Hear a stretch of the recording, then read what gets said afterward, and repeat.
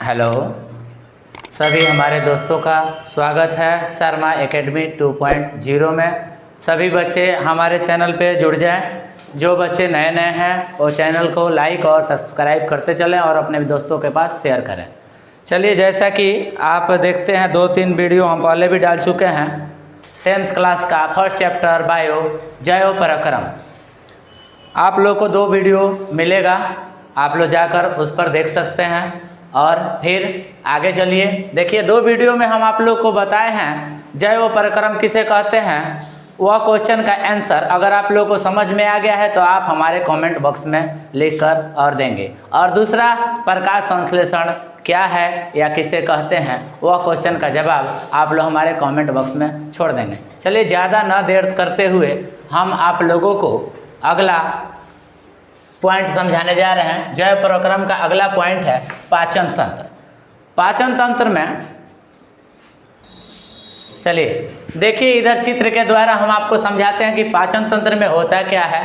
जैसे कि हमारा मुंह है, मुंह के अंदर एक जीभ है, तो हम जीवा किसे कहते हैं। ये देखिए, जो 2 जबड़ों यानी ऊपर और नीचे, यह दोनों सतह के बीच में जो हमारा जीभ है, जो अनाजों को अंदर बाहर ले आने का कार्य करता है, उसे हम जीवा कहते हैं। अब पाचन तंत्र हमारा काम कैसे करता है, तो हमें देखिए, भोजन को हम पहले मुख गुहा में रखते हैं, यानी कि मुख गुहा से हमारा जीभ क्या करता है, उसको ग्रसिका में भेजता है।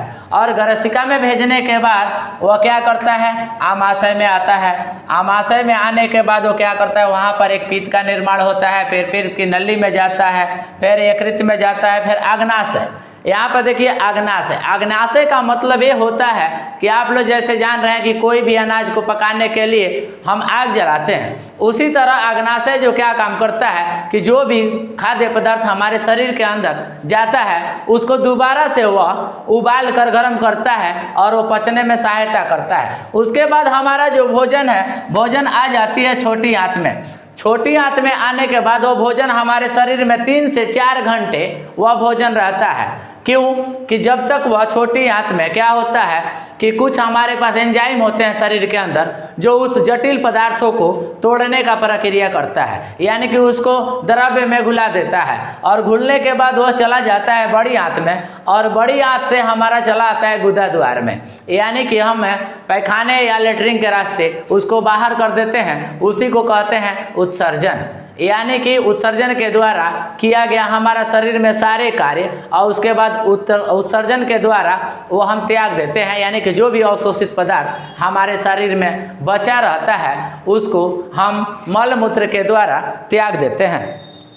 आगे देखिए कि पाचन तंत्र किसे कहेंगे, यानी पाचन तंत्र सबसे पहले कि डाइजेस्टिव सिस्टम, यानी डाइजेशन सिस्टम जो हमारे शरीर का है ना, वह सही होना चाहिए। हमारे जीवन के लिए ये हमारे शरीर का मुख्य भाग है जो पाचन तंत्र है, जिसको कहते हैं डाइजेशन सिस्टम यानी पाचन तंत्र। पाचन तंत्र में देखिए क्या होता है आगे कि पाचन तंत्र का अर्थ है कि जल में अघुलनशील भोज्य पदार्थों को घुलनशील अवस्था में बदलकर उन्हें अवशोषण के योग्य बनाना, जिसे रुधिर में मिलकर सारे भागों में पहुंच जाए, उसे पाचन कहते हैं। अर्थात यह कि हमारा पाचन क्रिया जब काम करेगा तो जो भी पदार्थ हम भोजन के द्वारा लिए रहेंगे वह पदार्थ कैसा होता है, तो अघुलनशील होता है। ठीक है, उस पदार्थों को हमारा पाचन सिस्टम क्या करता है कि उसको घुला देता है, यानी लिक्विड फॉर्म में चेंज कर देता है, बदल देता है। उसी को क्या कहते हैं, अवशोषण, यानी अवशोषित कर लेता है। और अवशोषित करके वह क्या करता है, सबको ब्लड में भेज देता है, यानी रुधिर में भेज देता है। और रुधिर क्या करता है, सारे भागों में पहुंच जाता है, उसे ही हम कहते हैं पाचन। एक बार फिर से सुन लीजिए, अगर किसी को नहीं समझ में है तो कमेंट बॉक्स में लिख कर भेजेगा, उसको पुनः समझाया जाएगा, या वीडियो को रोक कर स्किप करके दोबारा उसको समझे कि क्या बताया जा रहा है। फिर देखिए, पाचन तंत्र का अर्थ यह है कि जल में अघुलनशील पदार्थ, यानी कि जल में जो नहीं घुल रहा है वह पदार्थ अघुलनशील, उस पदार्थों को पाचन तंत्र क्या करता है, घुला देता है, यानी लिक्विड फॉर्म में बदल देता है। और उन्हें अवशोषण कर, यानी कि उससे जो भी पदार्थ होता है उसको अपने तरफ सोख लेता है, उसी को अवशोषण कहते हैं। और सोख कर वो क्या करता है कि ब्लड को, खून को भेज देता है, रुधिर को भेज देता है और वह सारे भाग में पहुंच जाता है, और पहुंचने की क्रिया को ही पाचन क्रिया कहते हैं। ठीक है, आगे चलिए देखते हैं कि मुख का क्या काम है। मुख और तथा मुख गुहा दोनों एक ही बात है, यानी कि मुख को ही हम मुख गुहा के नाम से बोलते हैं, क्योंकि मुख के अंदर, यहाँ देख रहे होंगे, एक लंबी ये नली है, इसी में हमारा भोजन आता है, इसी में हमारा भोजन आता है। यहाँ पे हमारे को एक कंठ होता है, ठीक है, जो भोजन को निगलने में सहायता करता है। ठीक है, आगे देखिए, मुख द्वारा हम भोजन को ग्रहण करते हैं। अभी जैसा कि हमने बताया कि मुख द्वारा ही हम भोजन को ग्रहण करते हैं, उसे मुख कहेंगे या मुख गुहा कहेंगे, दोनों एक ही बात है।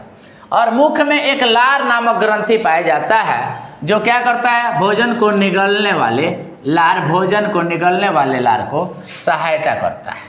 यानी जो एक लार ग्रंथियाँ होती है, जब हम खाना को चबाते हैं अच्छी तरह से, तो क्या करता है, उसमें हमारे मुंह में एक लार होता है, वह हमारे खाना में मिल जाता है, यानी भोजन में मिल जाता है। और मिलने के तुरंत बाद वो क्या करता है कि वो लार भोजन को निगलने में, यानी कि जैसा कि मान लीजिए कि एक पत्थर है, अगर हम ऐसे निगलेंगे तो पत्थर तो हमारे गले में अटक जाएगा, क्योंकि वो मुलायम तो है नहीं। तो इसीलिए अगर हम भोजन जो भी करते हैं वो मुलायम नहीं है, वह जटिल पदार्थ है, यानी कि कठोर पदार्थ है। तो उस कठोर पदार्थ को लिक्विड फॉर्म में चेंज करने के बाद, यानी कि लार जब उसमें मिल जाएगा तो वह लिक्विड फॉर्म में आ जाएगा, यानी कि थोड़ा थोड़ा छोटा छोटा टुकड़ा हो जाएगा, कण हो जाएगा भोजन का। तो वो निकलने में मदद कौन करता है, तो लार करता है। लार के द्वारा भोजन मुलायम हो जाता है और आसानी से हमारे गले के नीचे आ जाता है, जिसे हम कहते हैं ग्रसिका, जिसे हम कहते हैं ग्रसिका। आगे देखिए, और सहायता करने पर लार में एक टाइलिन एंजाइम होता है। लार में क्या होता है, एक टाइलिन एंजाइम होता है, जो हमारे खाना को किस में बदलता है, शर्करा में बदलता है, यानी शुगर कह सकते हैं, चीनी कह सकते हैं। जैसे कि पेड़ पौधों में भोजन जो होता है एकत्र होता है, पेड़ पौधे खाने को अब ग्लूकोज में बदल के अवशोषित करके रखता है वो अपने पास। वैसे क्या करता है मनुष्य, शर्करा में भोजन को एकत्र करके रखता है, ठीक है, और शर्करा में बदलता है, यानी कि शुगर में। ठीक है, तो उसके बाद देखिए क्या होता है, ग्रसिका। ग्रसिका क्या है, जो ये ग्रसिका है वो क्या है, यहाँ तो हमारे पास कंठ है, कंठ ने निगला, इसका खाने को निगल गया। ग्रसिका क्या है, यह भी निगल द्वार है, यानी जब भी निगलते हैं उसके नीचे क्या होती है, ग्रसिका होती है। और ग्रसिका में निगल द्वार से भोजन ग्रसिका में चला जाता है, और ग्रसिका से भोजन कहाँ पहुँचता है जी, तो आमाशय में पहुँचता है, यानी कि यहाँ पहुँचता है आपका भोजन। कहाँ पहुँचता है, यकृत में, यानी यहाँ आमाशय, देखिए ये आमाशय है और ठीक यहाँ पे यकृत है, तो यहाँ पे आमाशय में भोजन आ जाता है। आमाशय के बाद यहाँ पर एक पीत रहता है, पीत की थैली, जो यहाँ पर पीत की थैली है, यह पीत का भंडार है, यहाँ पर सारा पीत इकट्ठा होता है। और पीत की नली यहाँ पे है, यानी कि यह नली द्वारा ही इसमें पीत की थैली में पीत इकट्ठा होता है। पीत इकट्ठा होने के बाद यह क्या करता है कि धीरे धीरे इकट्ठा होकर और मल मूत्र के रास्ते थोड़ा थोड़ा बाहर निकलता है, और बहुत सारा यह जहरीली पदार्थ भी इसमें रहता है। ठीक है, आगे देखिए, आमाशय। आमाशय में भोजन आता है, इसमें एक जठर नामक ग्रंथि पाया जाता है।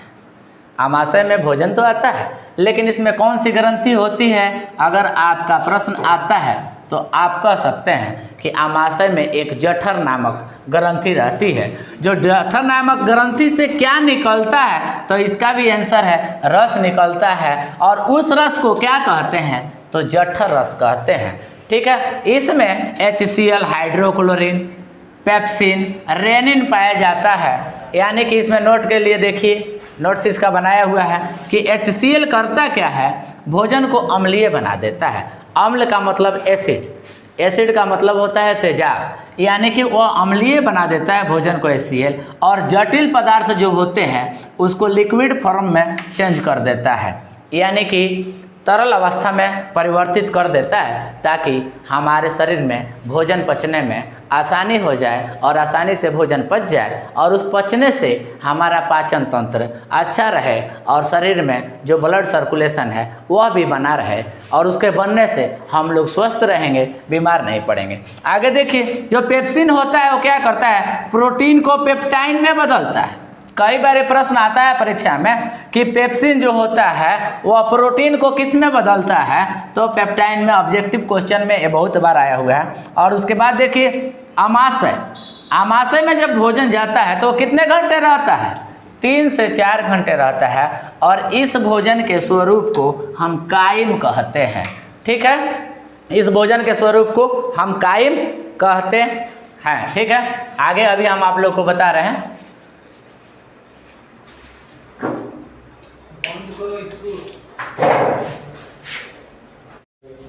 चलिए देखिए, अब इसके बाद आता है छोटी आंत। छोटी आंत में क्या होता है, आमाशय से भोजन कहाँ जाता है, गृहिणी में जाता है और गृहिणी में से क्षुद्राणु में जाता है और उसके बाद छोटी आंत में भोजन का अत्यधिक पाचन हो जाता है तथा अवशोषण जल का भोजन ही बचता है। यानी जो भोजन है वो अवशोषित जल तथा भोजन यह बच जाते हैं और जो भी और भोजन का तत्व होता है वह सब समाप्त हो जाता है। फिर से सुनिए, छोटी आंत, आमाशय से भोजन गृहिणी में पहुंचता है और गृहिणी से क्षुद्राण में आता है और छोटी आंत में भोजन का अत्यधिक पाचन हो जाता है और उसके बाद बचता अवशोषण यानी बचता है, जो बचता है वह जल और भोजन ही बचता है। उसके बाद देखिए, छोटी आंत से भोजन कहाँ चला जाता है, बड़ी आंत में चला जाता है। यानी बड़ी आंत छोटी आंत से अपशिष्ट पदार्थ बड़ी आंत में आ जाता है, यानी कि जो भी बचा हुआ पदार्थ होता है वह बड़ी आंत में आ जाता है और बड़ी आंत से क्या हो जाता है, गुदा द्वार के रास्ते बाहर निकल जाता है। ठीक है, उसके बाद पढ़ेंगे श्वसन। तो देखिए श्वसन किसे कहते हैं और श्वसन है क्या। ठीक है, श्वसन क्या है और श्वसन किसे कहेंगे, तो श्वसन एक जैविक क्रिया है, यानी जीव का क्रिया है। जैविक यानी जीव होता है, आप लोग पहले भी पढ़ चुके हैं, जैव परकर्म। जैव का मतलब जीवन, यानी कि श्वसन हमारे जीवन में बहुत महत्वपूर्ण क्रिया है। मनुष्य को जीने के लिए श्वसन आवश्यक है। मनुष्य करता क्या है श्वसन के लिए, तो मनुष्य वायुमंडल से, पर्यावरण से क्या लेता है, तो वह लेता है O2 यानी ऑक्सीजन को लेता है और CO2 को बाहर छोड़ता है। लेकिन यही पर्याप्त नहीं है, श्वसन लेना और श्वसन छोड़ना। तो देखिए मनुष्य वायुमंडल से कैसे श्वसन लेता है।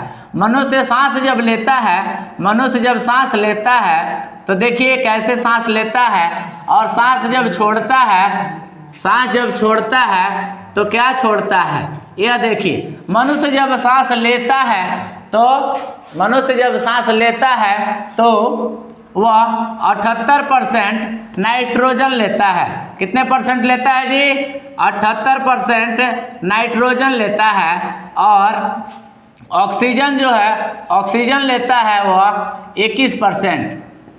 ठीक है जी। और देखिए CO2 जो लेता है वह लेता है 0.03%।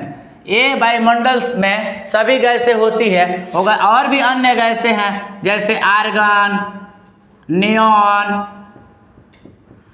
और बहुत सारे गैसें हैं, यह 1% में आते हैं। ठीक है, यानी कि हम वायुमंडल से नाइट्रोजन 78% लेते हैं, ऑक्सीजन 21% लेते हैं और कार्बन डाइऑक्साइड 0.03% लेते हैं। आर्गन, नियॉन भी हमारे वायुमंडल में होते हैं। हम लोग 9th में, 8th में, 7 में जो भी पढ़ते हैं वही बताया जाता है कि मनुष्य क्या करता है, ऑक्सीजन लेता है, कार्बन डाइऑक्साइड छोड़ता है। इतना ही हम लोग को पढ़ाया गया है। लेकिन आप लोग को ये टॉपिक इसलिए बताया जा रहा है कि आगे चल के आपको कोई दिक्कत नहीं होने वाला। आगे किसी भी क्लास में अगर आप पढ़ रहे हैं तो आप आसानी से समझ सकते हैं कि वायुमंडल में जितनी गैसें हमारी होती है हम सब सांस के द्वारा अंदर लेते हैं। यानी कि ये भी नहीं कि सांस हम नाक से लेते हैं, ये भी नहीं कह सकते हैं। नाक और मुंह हमारा सांस लेने का रास्ता है, ये हम नहीं कहेंगे। कभी भी ये गलत हो जाएगा। या कभी भी हम कहेंगे कि नहीं जी हम सांस फेफड़े से लेते हैं और हमारा जो सांस लेने का मार्ग है, रास्ता है, वह जो है नाक और मुंह है। ठीक है, तो देखिए नाइट्रोजन 78% है तो हम सांस के द्वारा नाइट्रोजन को 78% को छोड़ देते हैं अब ऑक्सीजन की बारी आती है तो ऑक्सीजन जो है हमारा 17% हम छोड़ते हैं। अब आता है CO2, तो CO2 क्या होता है, फेफड़े में जाकर कन्वर्ट हो जाता है और 4% हो जाता है ये, और बाकी अदर गैसें हैं जो हमारे शरीर से बाहर निकल जाती है। तो यह हम इतना लेते हैं वायुमंडल से और यह छोड़ते हैं। हालांकि कहा यह जाता है, किताबों में लिखा हुआ है कि श्वसन एक जैविक क्रिया है, मनुष्य को जीने के लिए श्वसन बहुत आवश्यक है, महत्वपूर्ण है, लेकिन मनुष्य वातावरण से ऑक्सीजन ग्रहण करता है और CO2 छोड़ देता है। इसी प्रक्रिया को श्वसन कहते हैं। तो हम ये कह रहे हैं कि आपको आगे ये पढ़ने को मिलेगा कि श्वसन हम करते हैं तो वायुमंडल में जो भी पदार्थ हैं, जो भी हमारे गैसें हैं वायुमंडल में, तो क्या हम उस सभी को नहीं लेते हैं, सभी को लेते हैं और सभी गैसों को बाहर छोड़ते हैं। ठीक है, चलिए आगे चलते हैं। आगे देखिए, नासिका या नासाद्वार। आप देख सकते हैं आपके सामने डायग्राम बनाया हुआ है श्वसन तंत्र का। श्वसन तंत्र का आप डायग्राम देखिए बनाया हुआ है आपके सामने। ठीक है, यहाँ देखिए ये नासाद्वार है। नासाद्वार यानी नाक हमारा है। नाक में 2 छिद्रें होती है। यह मुख है, अभी पहले आपने पढ़ा है, मुख को मुख गुहा भी कहते हैं। और ये ग्रसनी है, आपको श्वसन में भी पढ़ना है और पाचन में भी पढ़ना है, इस दोनों को ध्यान रखिएगा। ये आपका है श्वास नली, जो हम इस मार्ग से यहाँ पर सांस लेकर अंदर आती है और अंदर आने के बाद इस फेफड़ों के पास आ जाती है। तो फेफड़ों के जो बाएं भाग है उसको बायां फेफड़ा कहते हैं और दाएं भाग को दायां फेफड़ा कहते हैं। इसमें ये दायां श्वसनी भी है और ये डायफ्राम है। डायफ्राम का काम क्या है कि जब हम सांस लेते हैं तो हमारा जो ये डायफ्राम होता है ये ऊपर नीचे होता है। आप सांस लेके देखिए, ये हमारा डायफ्राम जो है यह ऊपर नीचे होने लगता है, इसी का काम यही है डायफ्राम का। ठीक है, आगे देखिए, नासिका या नासाद्वार। चेहरे पर स्थित नाक में 2 छिद्र होता है जो नासा गुहा के अंदर टेढ़ी मेढ़ी घुमावदार खुलता है। यह हमारे टाइबाइनल अस्थियों से बना होता है। अस्थियों यानी हड्डियों, इसको बोन कहते हैं, अंग्रेजी में इसको कहते हैं बोन। बोन माने हड्डियाँ, हड्डियाँ यानी अस्थियाँ। और इस पे के ऊपर एक झिल्ली चढ़ा रहता है जिसे कहते हैं श्लेष्मिका झिल्ली। जो हमारा नासिका है यह कहाँ स्थित होता है, चेहरे पर। इसमें कितने छिद्र होते हैं, 2। इसके नासा गुहा यानी इसके अंदर जो एक नली होती है वह टेढ़ी मेढ़ी नली होती है, घुमावदार खुलता है। यह मार्ग टाइबाइनल अस्थियों से यानी घुमावदार अस्थियों से बना होता है और इसके ऊपर एक झिल्ली चढ़ी होती है जिसको श्लेष्मिका झिल्ली कहते हैं। ये उसी से ढका रहता है। उसके बाद आ जाइए कंठ। तो कंठ देखिए, कंठ यहाँ पर होता है इंसान के, हर इंसान का कंठ यहाँ पर होता है। ठीक है, कंठ। ठीक है, ये कंठ जो है, कंठ को स्वर तंत्र भी कहते हैं और इसको ग्लाटिस भी कहते हैं। यानी इसका काम है ग्रसनी के भीतर भाग में निगल द्वार से पहले एक छिद्र होता है, इसे कंठ द्वार या ग्लाटिस कहते हैं, जो भोजन निगलने के समय बंद हो जाता है। अब देखिए, हमारे मुंह के अंदर 2 छिद्र हैं। एक छिद्र हमारे सांस लेने का काम में आता है और दूसरा भोजन करने के कार्य में आता है। यानी कि जब हम भोजन करते हैं तो क्या होता है, एक छिद्र बंद हो जाता है और हम भोजन आसानी से निगल लेते हैं, और जब सांस लेते हैं तो हमारा भोजन वाला मार्ग बंद हो जाता है ताकि हम सांस आसानी से ले सकें। ठीक है, आगे देखिए, श्वास नाल। श्वास नली की लंबाई, जिसे हम श्वास नाल कहते हैं, यानी कि हमारे श्वास की जो नली है उसी को हम श्वास नाल कहते हैं। श्वास नली की लंबाई होती कितनी है, तो 100 सेंटीमीटर होती है। कई बार ये क्वेश्चन आता है एग्जाम में कि श्वास नली की लंबाई कितनी होती है, तो 100 सेंटीमीटर होती है। चौड़ाई 11 सेंटीमीटर होती है और इसका व्यास 5 सेंटीमीटर से 2 सेंटीमीटर तक होता है और प्रत्येक श्वसनी अपनी फेफड़े में चली जाती है। ठीक है, तो आप लोग ये टॉपिक तो सारा समझ गए। अब एक देखिए, लास्ट टॉपिक है आपके पास ये फेफड़े के बारे में। ठीक है जी, अब देखिए फेफड़ा। फेफड़ा क्या है, मनुष्य में 2 फेफड़ा होती है। मनुष्य में कितना फेफड़ा होता है जी, मनुष्यों में 2 फेफड़े होते हैं। 2 फेफड़े होते हैं। इनका काम क्या है, तो ये 2 फेफड़े मनुष्य को श्वसन के काम करते हैं। ये दोनों फेफड़ा मनुष्य के श्वसन का कार्य करते हैं। क्या करते हैं फेफड़ा? श्वसन का काम करते हैं। और फेफड़ा के चारों ओर एक झिल्ली पाई जाती है। फेफड़ा के चारों ओर एक क्या पाई जाती है? एक झिल्ली पाई जाती है, ठीक है, जो फेफड़े को ढक कर रखता है ताकि उसमें अलग से कोई कचरा वगैरह न जाए। ठीक है, आज के क्लास में बस इतना ही। नमस्कार। आप सभी दोस्तों को, आप लोगों को ये भी हम सूचित कर रहे हैं और कि आप लोग हमारा वीडियो को बहुत प्यार दे रहे हैं और ऐसे ही प्यार देते रहें और अपने दोस्तों के पास शेयर करते रहें। और आप भी लाइक करिए, अपने दोस्तों को कहिए हमारे चैनल से जुड़ें। आप लोगों को बायोलॉजी में 0 से पढ़ाया जाएगा। तब तक के लिए जय हिंद, नमस्कार।